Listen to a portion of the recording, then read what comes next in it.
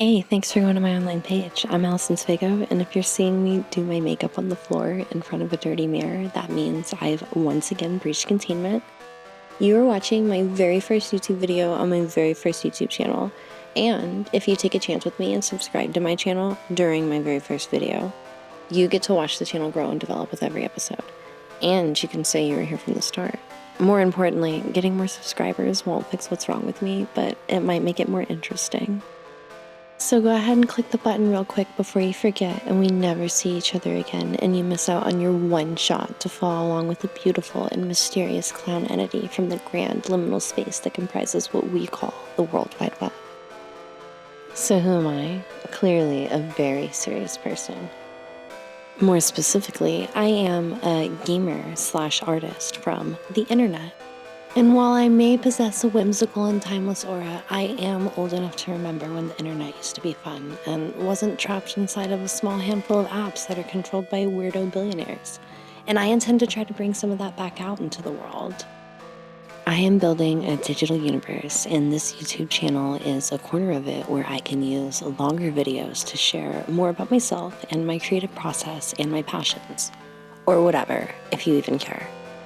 I take a multimedia approach to both art and life in general, and I can't wait to share more of that with you in this space. I feel like I've introduced myself enough, and really the best way to get to know me is just to stick around. So get comfy, because we're starting the show right now.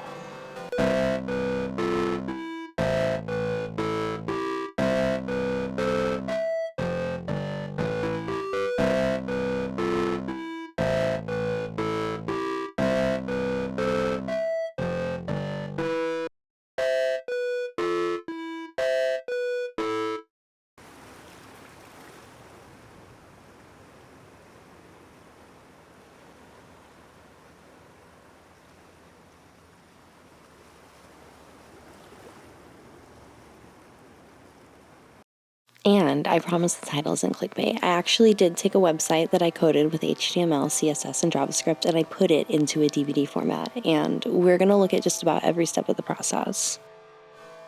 But to do that, we really have to rewind to a couple months ago when Regan Henley contacted me to set up a call to discuss me potentially contributing one of my 3D art and poetry pieces to an upcoming group show that she was curating.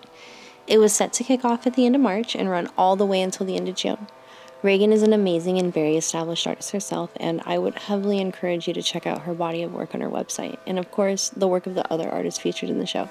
I will be sure to include all of that information below in the video description, so if it's not there yet, thanks for your patience. The show is called Is There Wi-Fi in Heaven? Grieving in the Digital Age, and it centers on the impact that modern technology, and in particular the internet, has had on humanity's relationship with grief and how people engage with grieving rituals in a rapidly interconnected and digital world. Dedicated aficionados of alisonsfaygo will recall that much of my art explores loss, decay, alienation, and mourning, so honestly, I could have never imagined an opportunity that would fit so well with the ideas that I am trying to communicate myself as an artist. What you're seeing floating around in the background is a series of emails that were part of the coordination and installation of the show.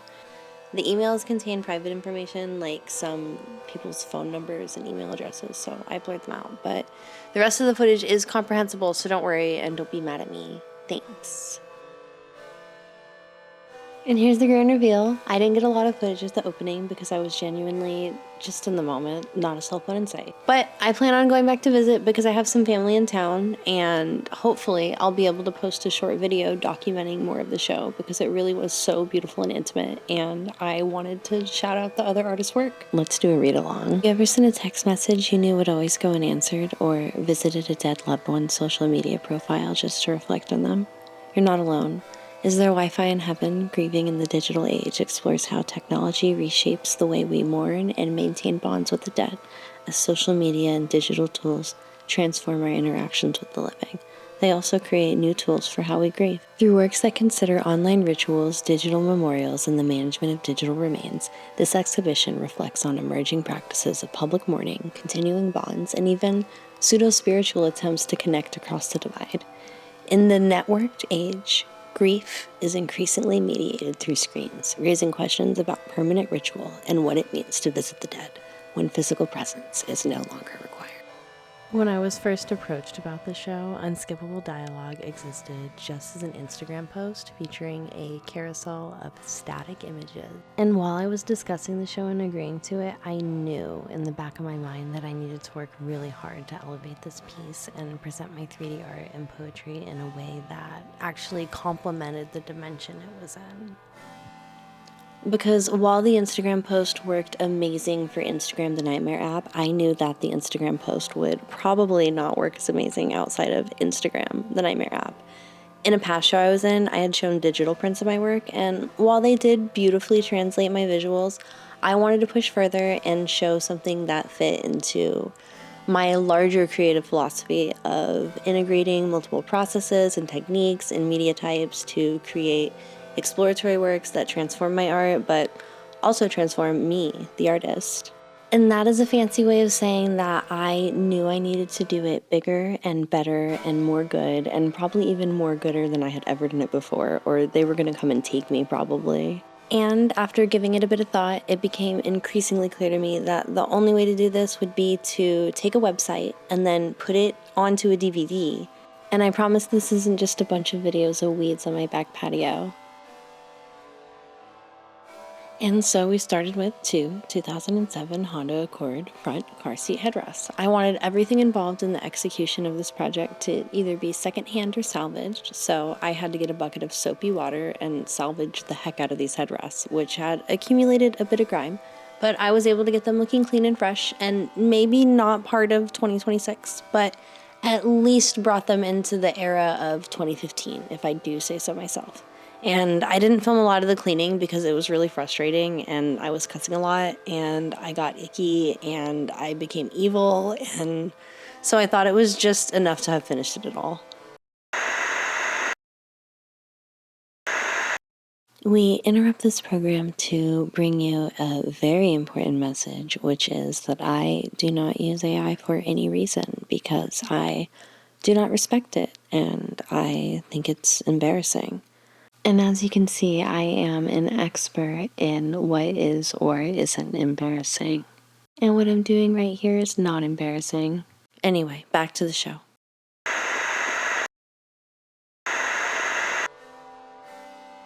Anyway, what are we looking at here? I filmed so many of these videos in the wrong format because I am not in the habit of shooting in widescreen. I'm also not in the habit of documenting my process in general because I like to do things ugly and in an unphotogenic manner.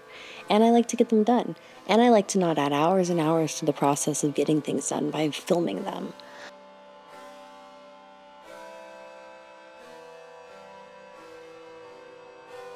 But I do resolve to get better at this, and we did salvage quite a bit of process footage, so just bear with me here, okay?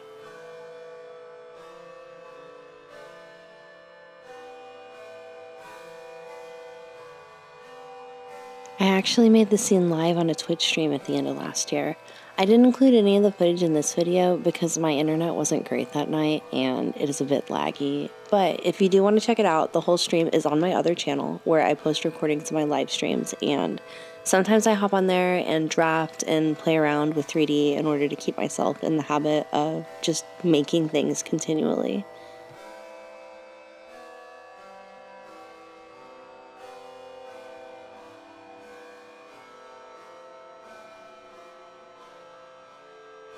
And so for this piece that I made in a couple hours in a casual setting amongst my audience on Twitch to end up in any sort of esteemed place was really surprising to me, but in the best way.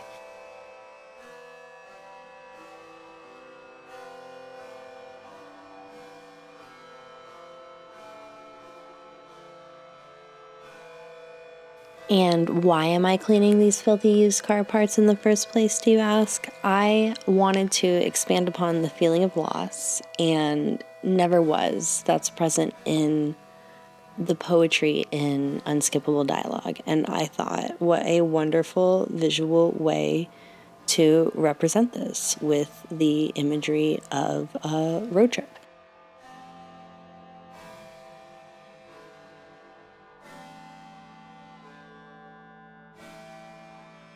And I cannot tell you the number of times in my 20s that I got together with my friends and we said we should go here or we should do that and we should take a trip here. But we definitely never could do everything we dreamed of because time is finite and relationships shift. In our lives, there are many road trips never taken. I wanted to evoke that feeling with the display and have it contribute to the overall sense of loss and mourning of something that never came to pass, and those feelings of nostalgia for whatever precious things that did manage to come to fruition in life.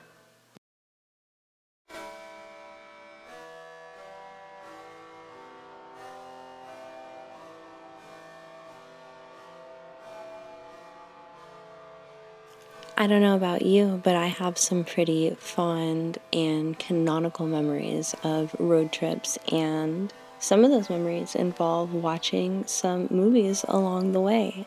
One of the ways that people can do this is through portable DVD players. And granted, most of my childhood was spent watching VHSs on the road. I can recognize the timelessness of the feeling, and I am more than happy to use a significantly cheaper technology to achieve the same feeling.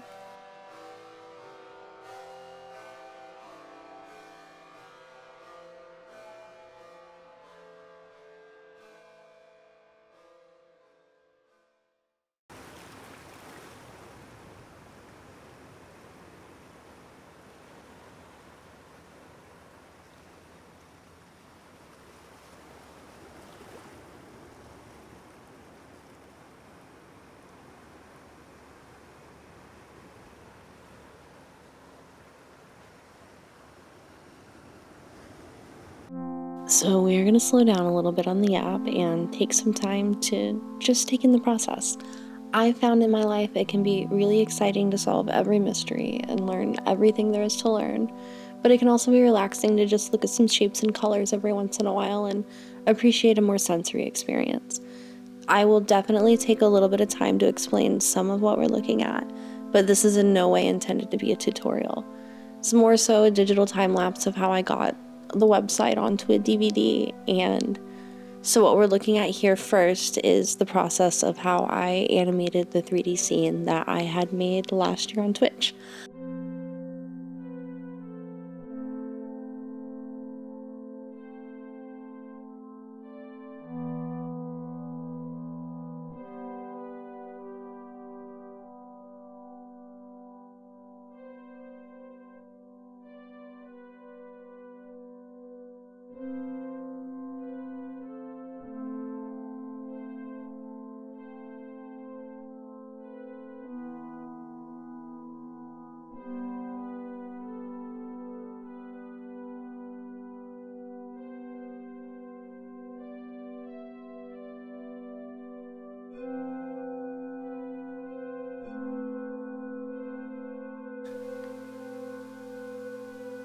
I got to learn a lot of exciting things, and with an old program like Bryce 3D, there is a lot of treasure hunting for tutorials and knowledge. So I got to go on an extended learning journey in order to get the water and the sky animated just right in time for the art show.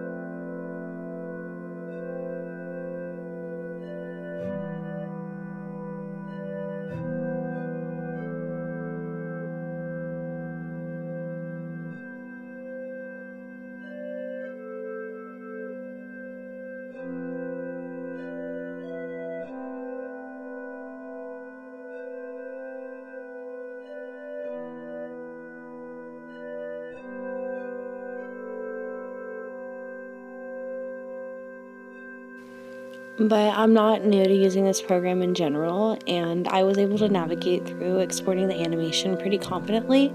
In my creative process, I cannot stress enough the importance of workflows, since so much of animation involves procedural work or time-consuming work that needs to be streamlined, or else you can spend extra hours or even days on a project that would take 10 or 15% of the time it would if you had a dialed-in process.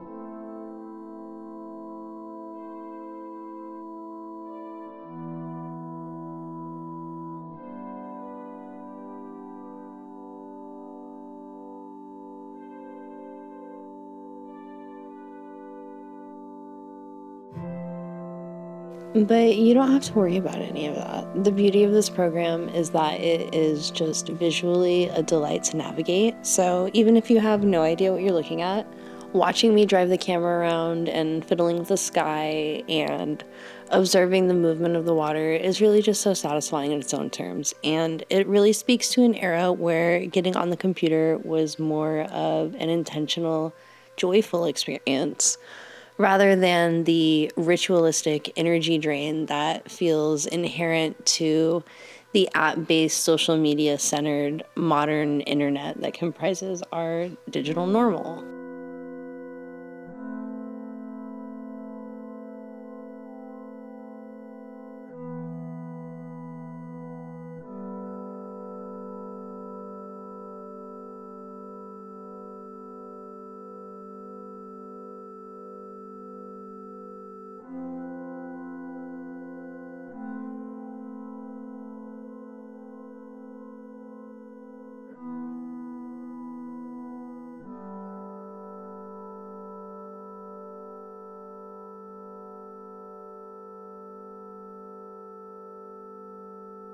Given all that, I wanted to give you some time to just sit back and enjoy the sights and the sounds.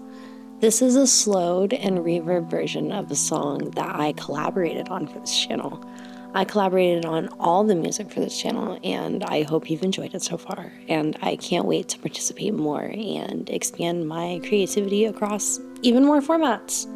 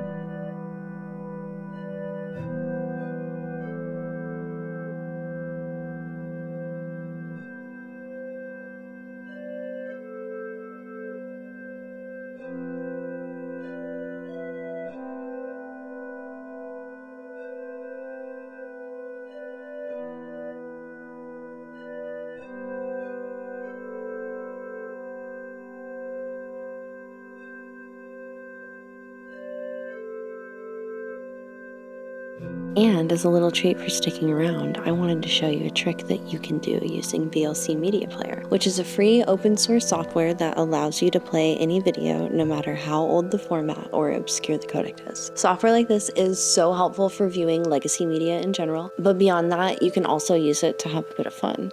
So go ahead and follow along with me and go to the video settings and change the export to ASCII. And this will work with any video that you pull up in here, and once you have it up, you can even edit some of the settings to customize the video output, which is something that I have not really seen any straightforward video guides for. I have seen a lot about getting the videos to play with the ASCII art in general, but I said we're gonna have a little treat, so there's more to it. So as you can see, if you choose the preferences option from the drop down, when you click on the window, it opens up a dialog box where you have a few customization options, and you can go in here and you can change the font, for example. It supports some custom fonts, so I'm going to go ahead and choose a custom font that I have downloaded, and you can also change its size.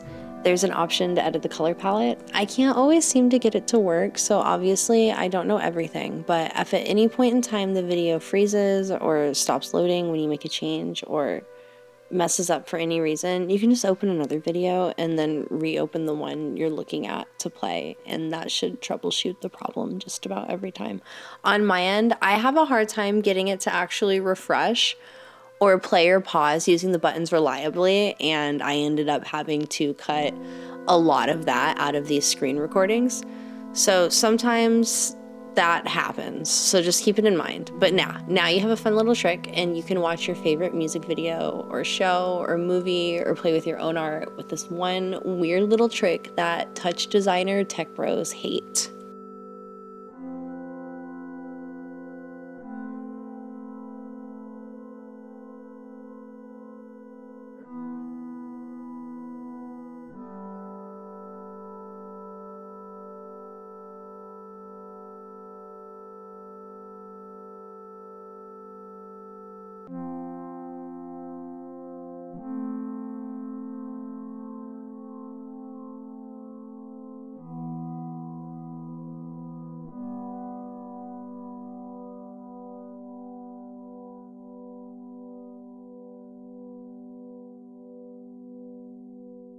And here it is at last, the website that ended up as a DVD in the art show. You thought I made it up. You thought I was gonna bang on the hope that you would forget, and I could just continue the video and ramble on and never show you how I did that, but I did not mislead you, and here it is.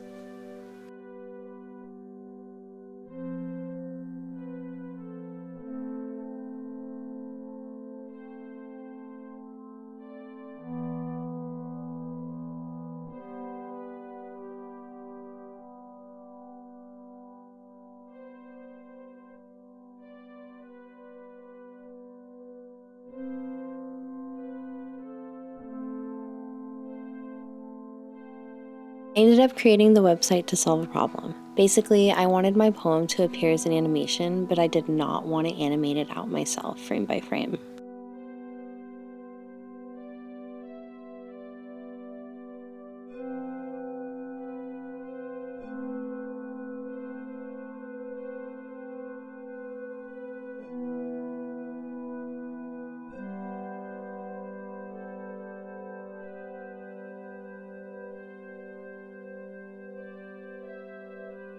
Instead, I wanted the poem to function similarly to a video game dialogue box, and I wanted it to repeat endlessly, and I wanted it to carry the feeling of those pivotal cutscenes and conversations characters have within video games that you can't bypass and have a fixed outcome and are very relevant to the plot.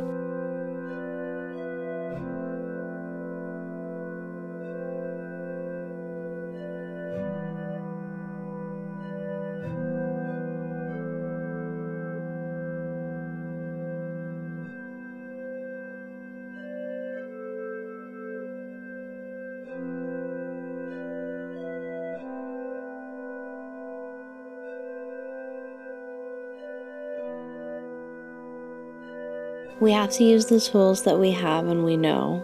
And one of the tools that I have and I know is how to make an incredibly simple HTML website and how to use a CSS style sheet to decorate the text in the tables of that website, and how to use one tutorial's worth of JavaScript to command the text on the website to perform a simple function.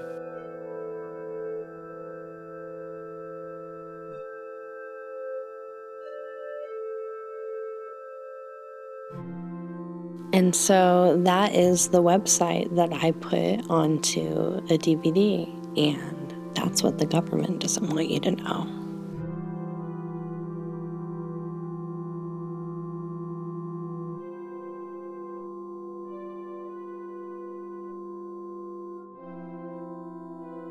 I'm not going to walk you through every step of it, but basically you can see that the border of the table is images that I made. and the table contains the text box where the text that is generated by the JavaScript scrolls and appears letter by letter. Some of the words appear in pink, and within the JavaScript there is an ability to define a style or like a class of text, and then use the CSS style sheet to tell the defined class of text what color to be and what font to be, and if it needs to be bold or anything else that you can dream of. But of course, alisonsfaygo dreams of defining the text as pink.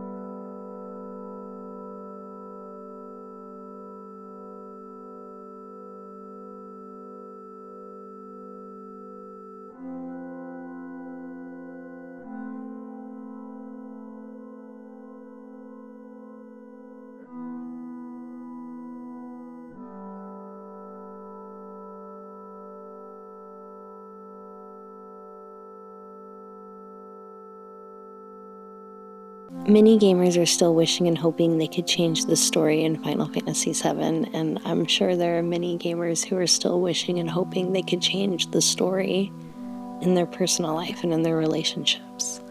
Loss and decay and death are inevitable and endlessly replicating.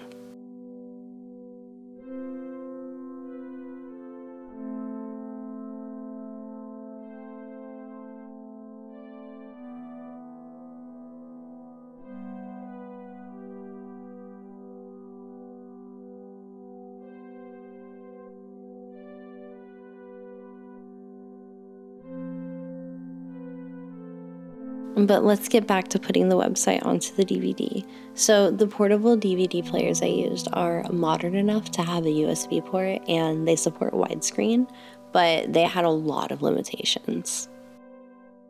One of which is the USB drive can only play actual DVD files and not just any video format. It only accepted like 3 formats, and only one of which I had ever actually heard of myself and had access to export video as.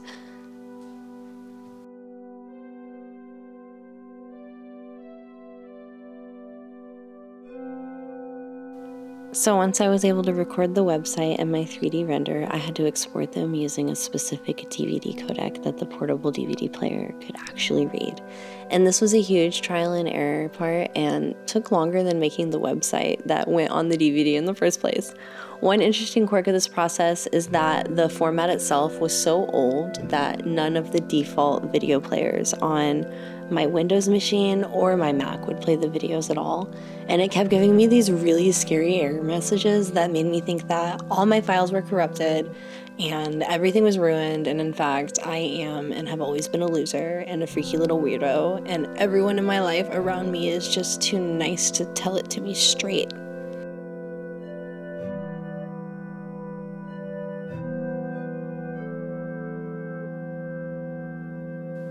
But actually, VLC Media Player opened these up just fine, and nothing was corrupted. And after a few times, I was able to load up each of the USB drives with about 10 hours of video for the DVD players to play in the gallery all day for the show.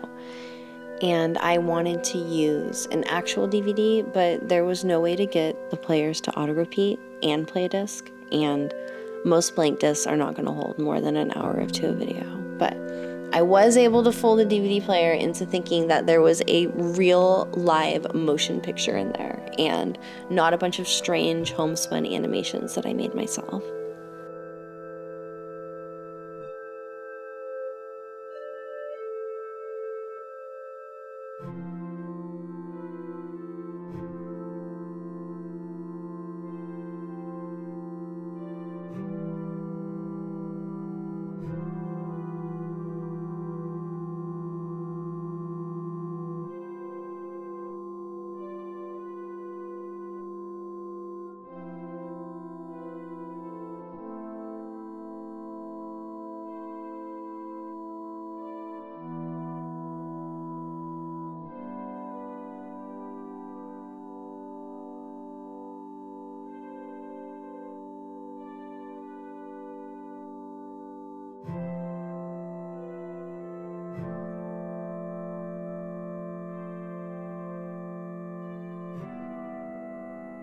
I find the live code of this to be really beautiful, but the table needed to be a specific width in order to read the poetry, so I wasn't able to find a way to reliably implement this in the piece. Instead, sometimes things like this end up being the secret delight of the creator. In this case, I did take the time to record it and share it with you, so it's not that secret of a delight, but I find that much of the joy in my creations are like this, and it doesn't necessarily exist in the final piece that an audience ends up seeing and enjoying, but in the emotional journey that one undertakes and the private experiences that one retains when you decide to create something new.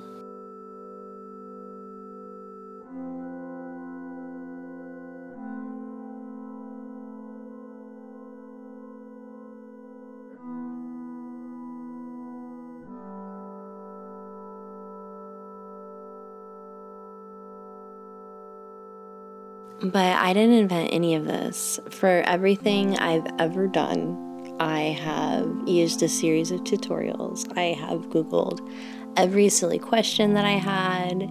In this case, I read people on Stack Overflow arguing, and I watched 1 million bajillion YouTube videos where everybody talked with that YouTube voice.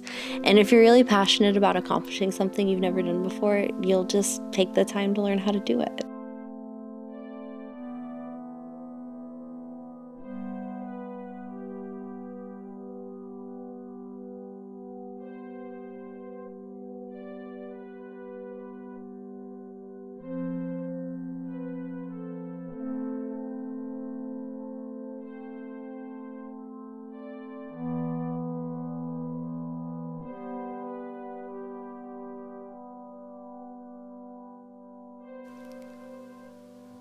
And if you made it this far, thanks for going to my online page and sticking around to hear about that time I got into an art show and put a website onto a DVD. And I've said DVD so many times that it no longer feels like it means anything anymore, so it must be time to end the show.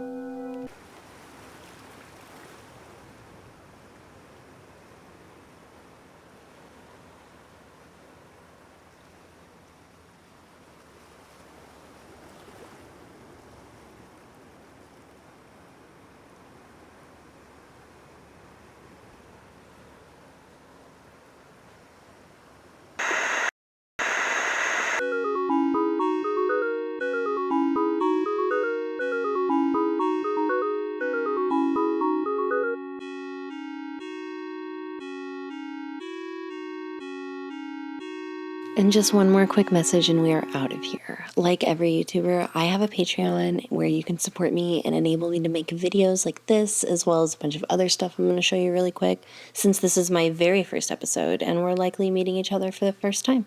While I am new to YouTube, it is not my first rodeo to the internet in general, and I have a pretty extensive web presence, the central hub of which is my website that I coded myself with some help from tutorials, of course.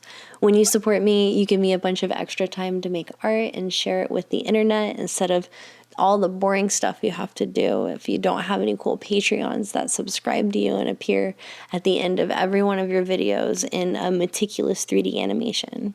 But to give you a quick rundown, here's my website. I have a store where you can buy my original works as well as merch that I have designed using my art. Most things ship right out of my home, but I do have a few print-on-demand items that ship worldwide at reasonable rates with good quality. Let's see, what else? In a former life, I was a meme admin, and I am working on a graveyard so that all of my memes can rest in peace.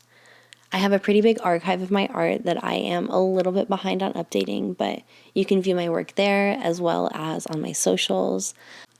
My oldest social media is my Instagram account, so that is probably where you'll find the bulk of my web presence while I work on building out the other ones with your support. And I really do truly think I have finally spoken enough. Be sure to stick around until the end of the video to thank all my Patreons who took a leap of faith and locked in with me on day one, before I even had a YouTube video to show for it. And now, without further ado, here is unskippable dialogue, uncut and in its entirety, as it appears in Is There Wi-Fi in Heaven? Grieving in the Digital Age.